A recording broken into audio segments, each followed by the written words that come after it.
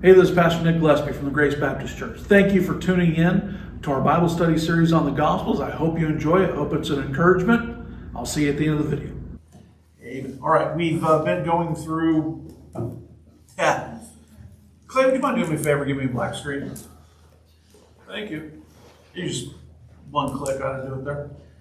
So we've been going through the Gospels and doing a lot of nuts and bolts stuff there, but as you're going through the Sermon on the Mount, then it gets a little bit more personal teaching, less nuts and bolts. But there's a couple things here we're going to point out. Start here in verse 21, and we'll go down here through,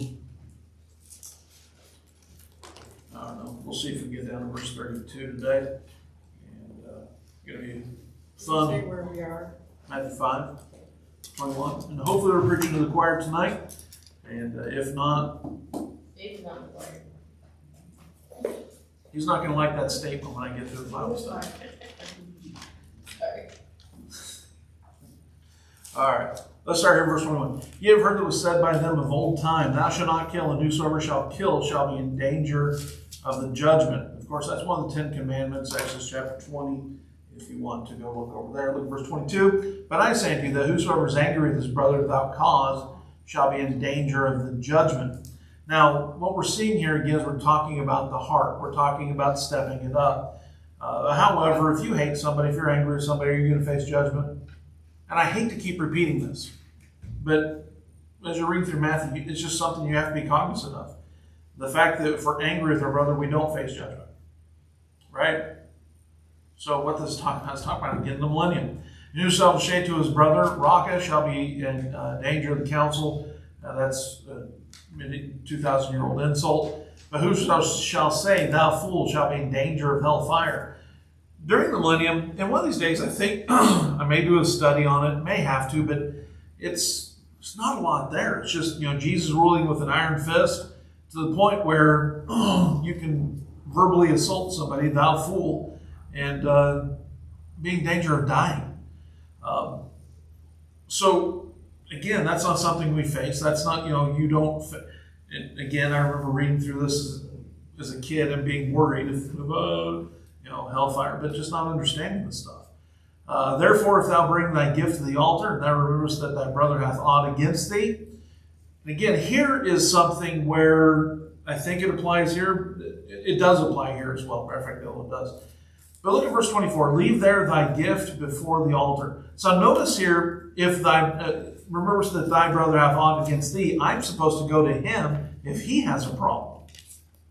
Now, that's a tough thing to do. And we're not talking about millennium stuff here. We're actually talking about life. If I offend somebody, I'm supposed to go talk to them. Hey, man, I'm sorry. I goofed up here. But it turns out that Jesus' line is that if somebody's mad at me, I'm supposed to go to them. That's one of the tougher things to do, isn't it? Because, if somebody has a problem with you, but you also know that, if I bring it up, what's going to come up? I don't want to deal with that. Is it even... what's the word I want to use? Is it even legitimate? Right? It's a humbling experience that nobody wants. Hey, Harper. And, but if somebody has a problem with me, I'm supposed to go to them. Now, sometimes you're just supposed to, you just let it go over. I don't think this is talking about just if somebody has just some small problem. I think this is talking about major things. But we go back here. First be reconciled to thy brother, and then come and offer thy gift. And again, verses 25 through 26. This could be facing that time as well. But agree with thine adversary quickly, whilst thou art in the way, lest at any time the adversary deliver thee to the judge, and the judge deliver thee to the officer, and thou shalt be cast into prison. And so there again, you have a teaching that doesn't fit here, but the principle's still there. Verily I say to thee, thou shalt not by no means come out thence till thou hast paid the uttermost farthing. Imagine being in the millennium and still going into debt. Isn't that crazy? So the theme so far for the sermon is heart, is the stepping above. We can say that Jesus threw out the law, which he did. Well, didn't throw it out. We get it. He fulfilled the law, but he didn't lower the standard. He raised it. We see here hate, raca. Matter of fact, you walk around looking and you just say raca to them, and they're going to be all goofed up. And what are you talking about? Thou fool, murder. But Jesus teaches us to stop even before the hate. If someone has aught against you, you're supposed to go and make it right. Look at verse 27. You have heard that it been said of them of old time, thou shalt not commit adultery. Again, another of the 10 commandments. But Jesus is teaching here for us to stop way before adultery. If our line is adultery, there's going to be, the problem. It's just like even for, before marriage. If our goal is only not to have sex, that's going to be our line. And you're going to go way past that line and be way over there because that's the only goal. We need to learn how to, properly have intimacy, properly have friendships, properly have all these different things. And not just see somebody of the opposite sex as a target. Somebody that, that has to be a boyfriend, has to be a girlfriend. We need to stop way before that.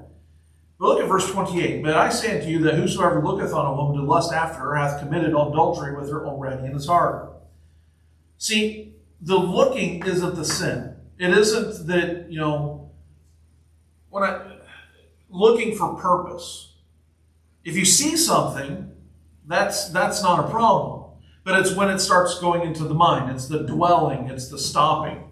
Dwelling or abiding there is not okay. Job 31:1 said, Job said this, I made a covenant with my eyes. Why then should I think upon a maid? It's about the heart. It isn't about, it is about the action, but it's here first. I remember I was in that church in New Jersey, young airman, and somebody had come into church. It was in the basement in 20, if I was still in the Air Force. Was I still in the Air Force? I was. 21, 22. This guy came to me and said, man, I just can't stop looking at this stuff. And talking about porn addiction. And I'm not sure if I'm the kind of answer this, but I just wrote down some verses, memorized these, and go on. I talked to the pastor later, and he's like, well, man, so I guess what I told him, good advice as anybody. And even then, I can't imagine the difference. Matt and I have talked about this a lot.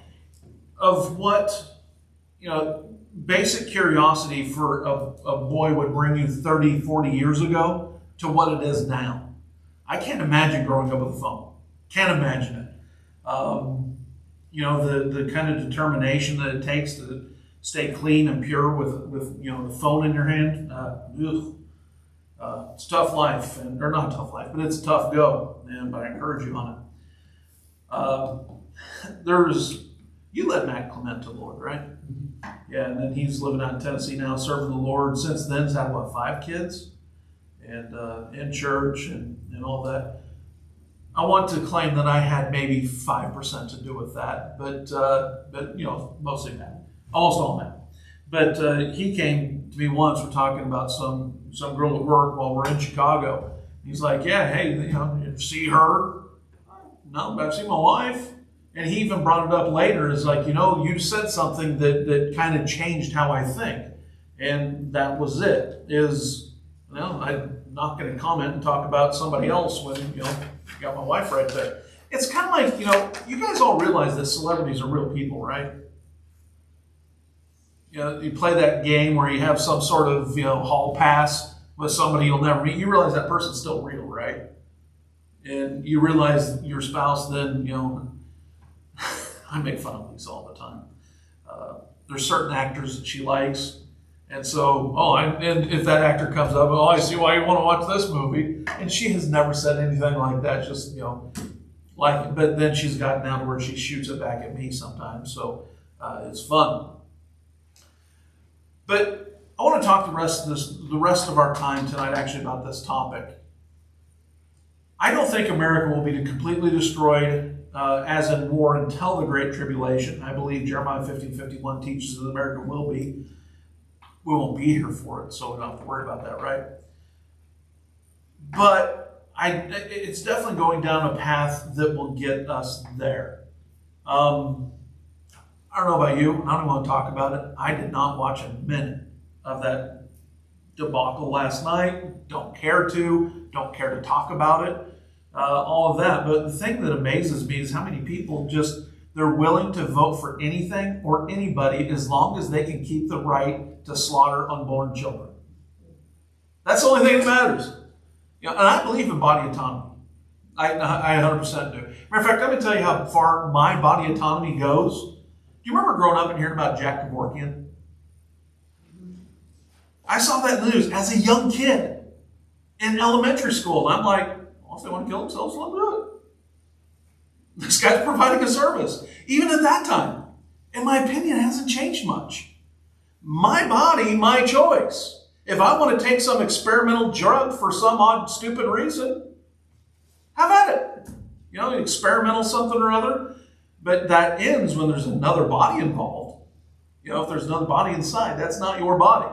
My body, my choice is this. It isn't talking about that. But, you know, hey, your life, you want to wreck it? And I think that's the libertarian stance, right? You want to wreck your life? Go right on ahead. Just don't go on to other people. But I believe that America is the greatest country in the history of the world, on the face of the earth. And I think that we speak negatively too often about it. And then what we do is when we speak negatively about our country too often, then we degrade it, and then we're like, that's a bunch of junk anyways. And so then if we have a low opinion of our country, we're also going to allow things that we wouldn't normally allow. America's too good for that. America's too great for that. But I wanted to give you some stats here. Let's just talk about the porn industry for a minute. The size of the porn industry is 57, this is a few years old, 57 billion worldwide, 12 billion in the U.S.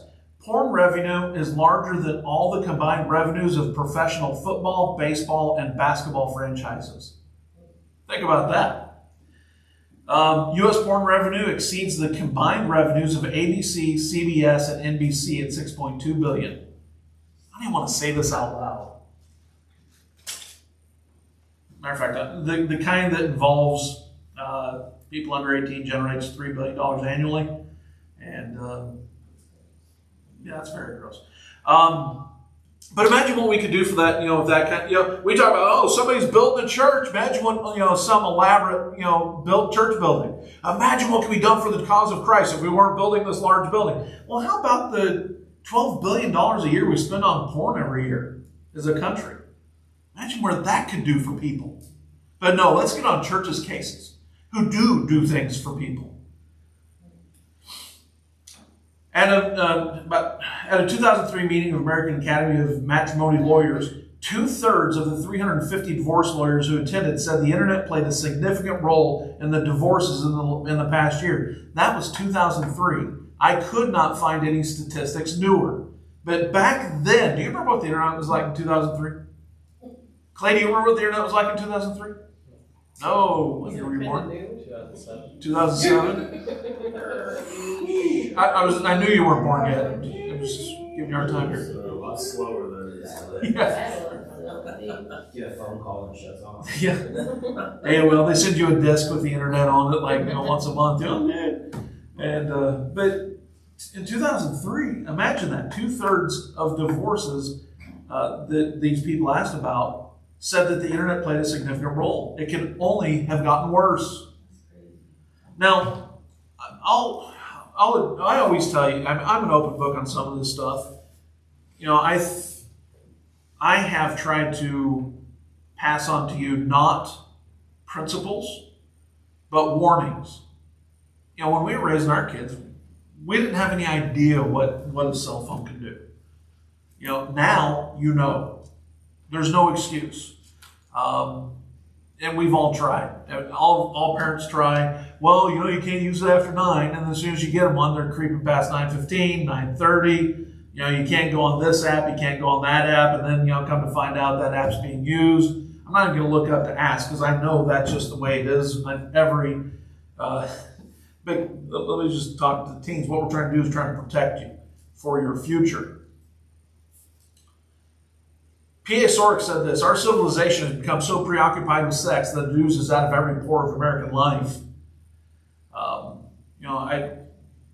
We think it's part of the problem. Well, maybe if we locked people away. Well, you can't lock people away from that.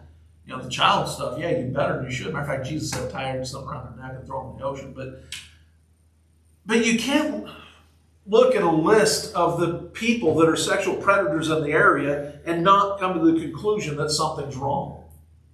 Did I say that backwards? I think I said it right. Here's some more statistics for you. 1 million teen girls will become pregnant this year. 43% of teen girls think nothing is wrong with premarital sex. 36% plan to live with a man before they marry him. It's just a try and buy, try before you buy thing. It doesn't work. You want, I guess I'm only talking to a few people here right now, but you want a certain thing, and there are actions that get us there. And living together is not one of them. Intimacy should be the reward of commitment, not just some thing we go on and happen. Whatever. Man, I'm glad I was married at 30. What year is it? 2020. 24. Yes. Okay. I had to think for a minute. What year did I get married? Okay, 31 years ago. But however, here's 22.5 million will avoid marriage altogether. And I don't know how they get that statistic together. Like, how do you ask people, are you avoiding marriage? But it's a sad day when venereal disease constitutes public health emergency. There's one way to never get a venereal disease, and nobody wants to listen. Gonorrhea is now the leading reported communicable disease. Syphilis is number 3. And we want to talk about people killed. Since the 1900s, 100 million people have been killed by syphilis. Half to 2/3 of babies born to these mothers will have the disease, many suffering birth defects such as blindness. I think we've got to a place that we've got that fixed. I'm not sure. I'm not a doctor. Never played on TV, but I just look up stats. Between 5 to 14 million people have herpes, and there's no cure for that. Some instances. Again, I didn't do the study. I think you might be able to tell me that there's a cure for some of them. Whatever. But we might say that nothing is wrong with that, but that's also why divorce rates are so high. We're not even talking about people who don't get married. We're talking about people that stand up at an altar and make vows to each other. We make vows to each other. And maybe we should be changing vows. Why say till death do us part if it's not going to happen? I have people that are creeping up now that are going to ask me to do their wedding next year. It's going to be an interesting conversation. I'm tired of marrying people and seeing divorced after 10 whatever years. No. I'm done with all that stuff. But here you go. But we're not doing something right. Mark chapter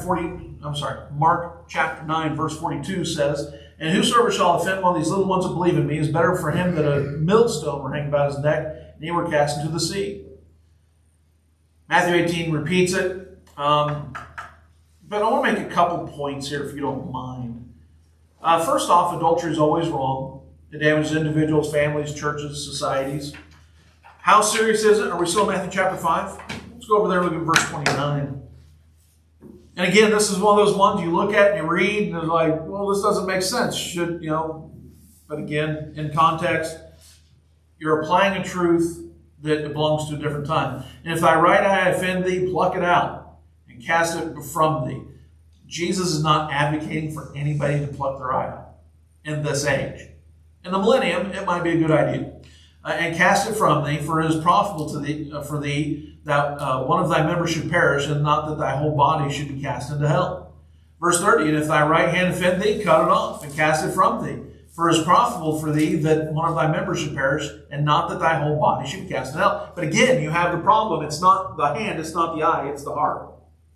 Colossians 3, 5, and 6. "Mortify therefore your members which are upon the earth, fornication, uncleanness, inordinate affection, evil concupiscence, and covetousness, which is idolatry. For which things' sake the wrath of God cometh on the children of disobedience." And again, I'm not saying, as I go through all this stats, talking about, you go through the stats and the numbers, the numbers are high, but I had a conversation last Sunday and, with one of our guests who's been here a couple times now, and talked about addiction recovery. And that's one of the things I think our church should be focusing on in the future, whether it be through rebuild programs, whatever the case is. But the whole point is, it's not the item. We're gonna, if we're talking about porn, we're talking about whatever. It's not that is a problem, but it's not the problem. The problem comes from here, right? Porn is the manifestation of a problem. Just like, being addicted to alcohol, being addicted to gambling, being addicted to all these different things, those are a manifestation of a deeper problem, right? It's not that, we treat these each as individual things. Now, they each hurt us in different ways. But let's go ahead and keep on going. Verse 31, it hath been said, whoever shall put away his wife, let him give her writing of divorcement. Now, here's the thing that's interesting.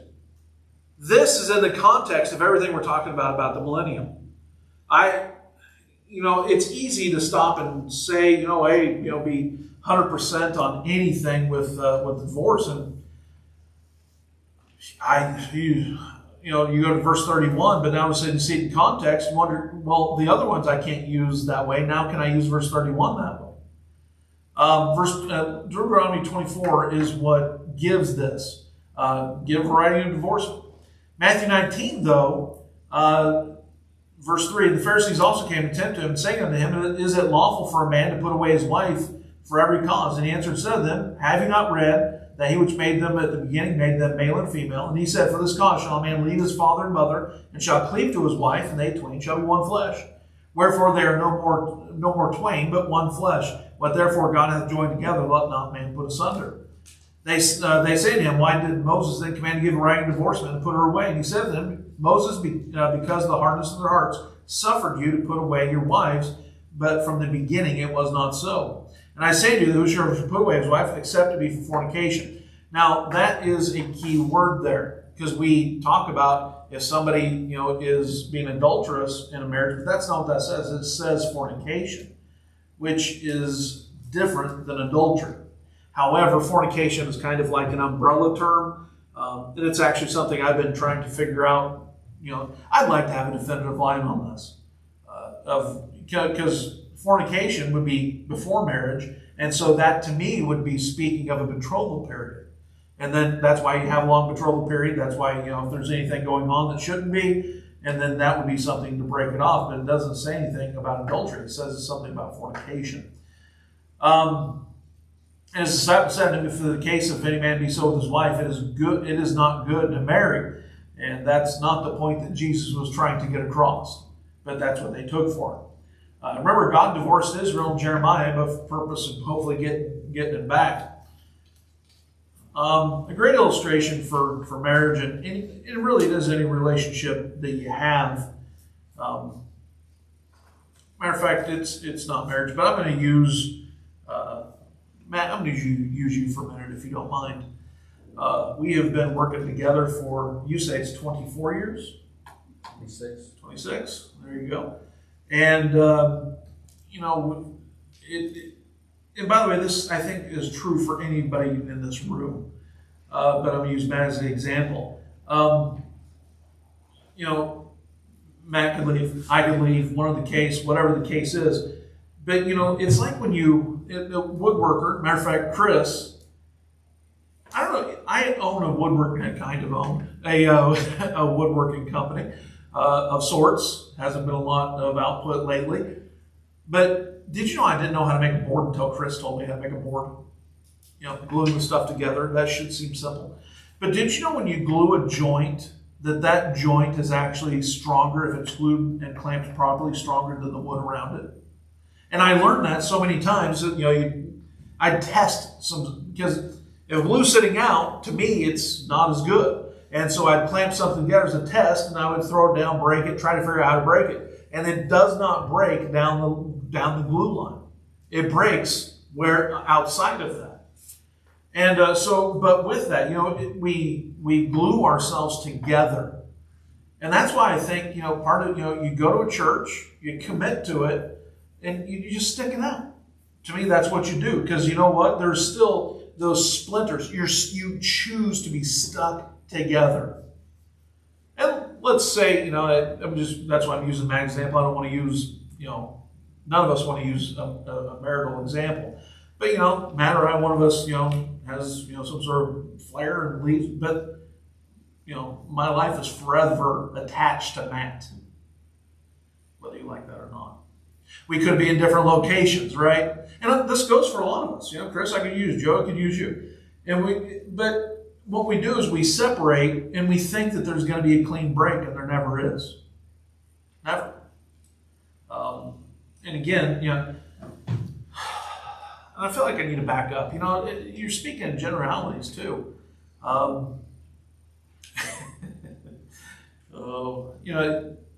Nobody's asking anybody to put up with an abusive relationship. Nobody. Nobody's asking for any of that sort of stuff.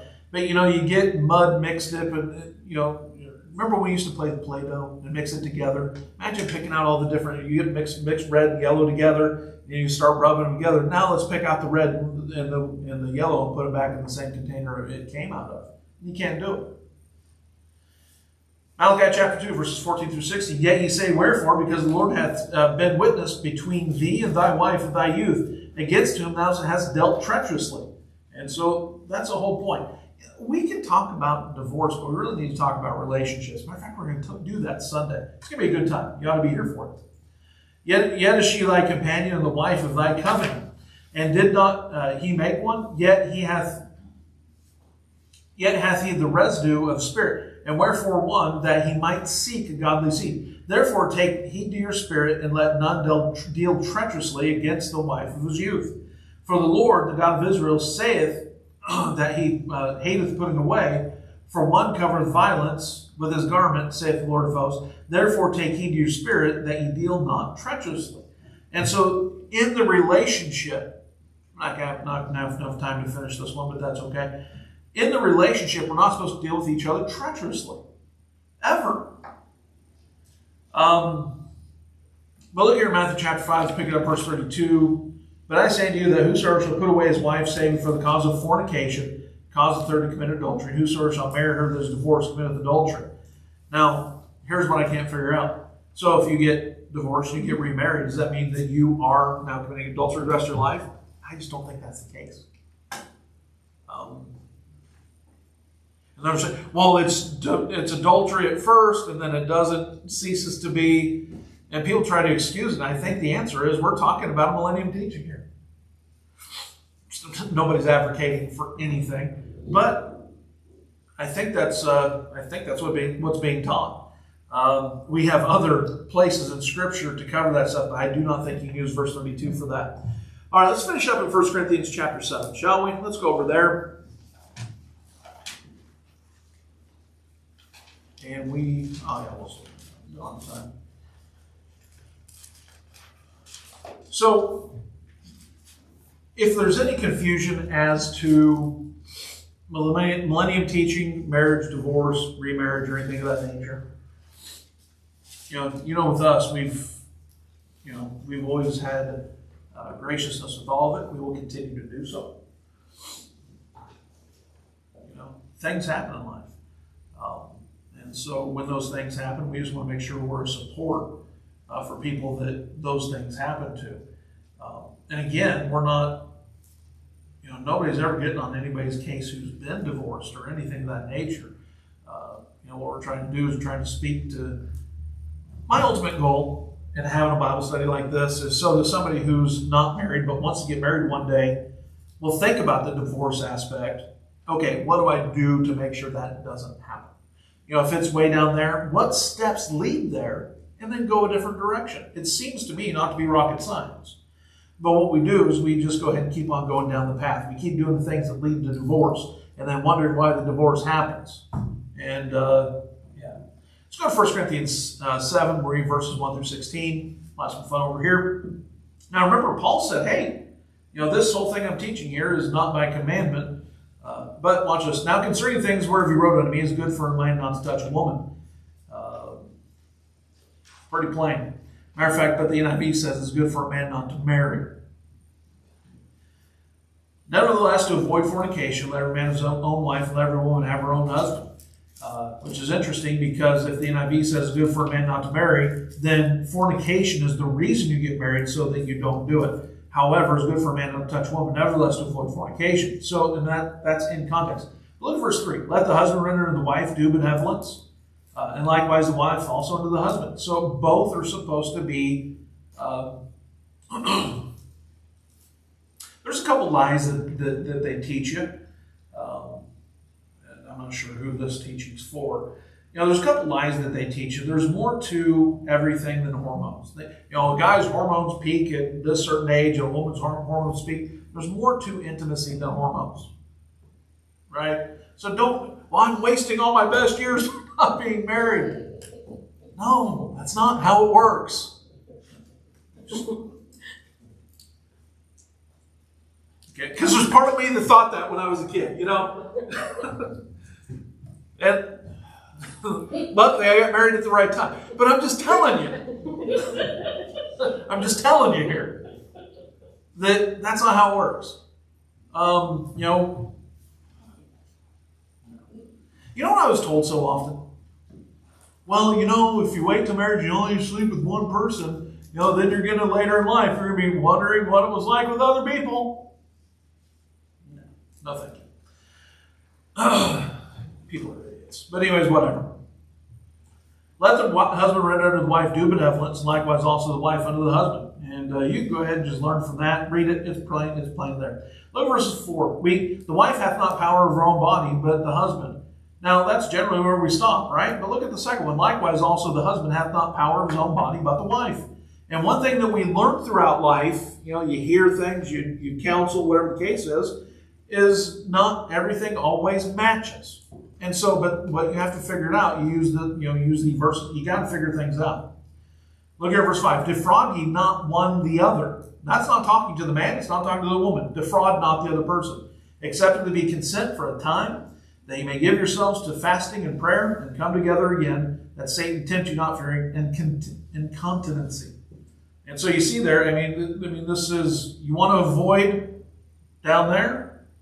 And again, I'm pointing at divorce. That's the steps of divorce right there. And so, this is one of the things.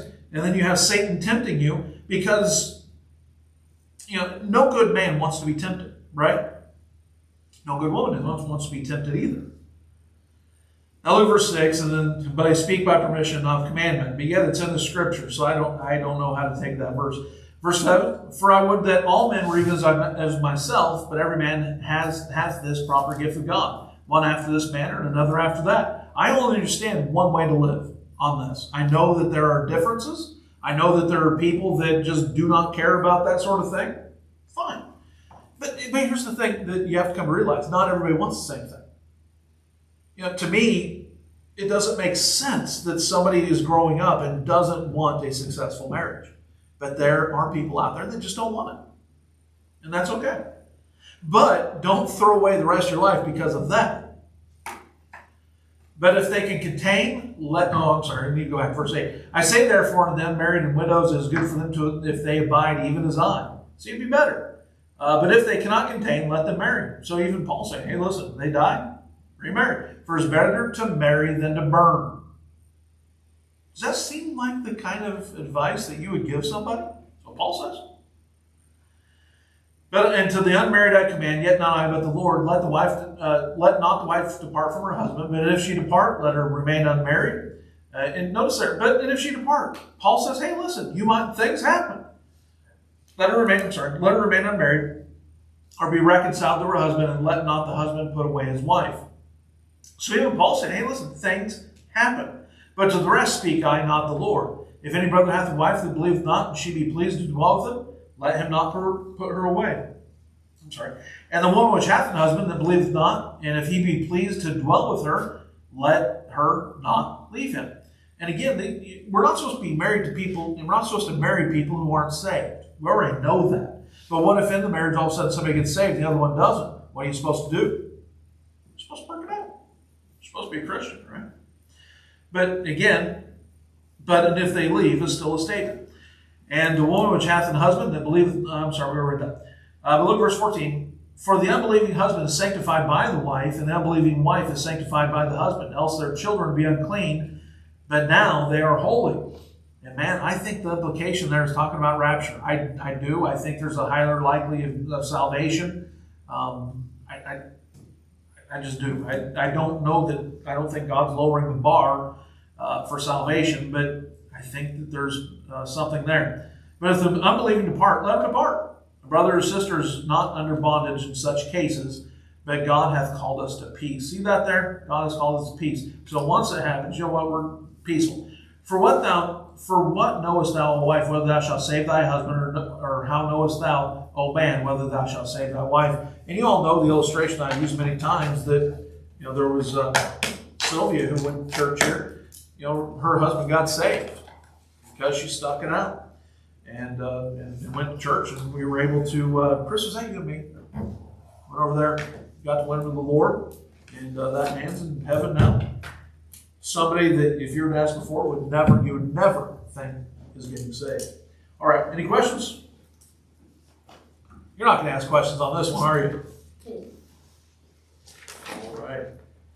Well, let's go ahead and pray, and we'll go ahead and have some singing and all sorts of neat stuff, some worship team practice of some sort, and let's pray. Father, again, we're thankful for our time today. Congratulations. You've endured to the end. You made it to the end of the sermon, and I'm proud of you. Hey, my number's at the bottom of the screen here. Text me if you need anything. I hope to see you here sometime. Have a great day.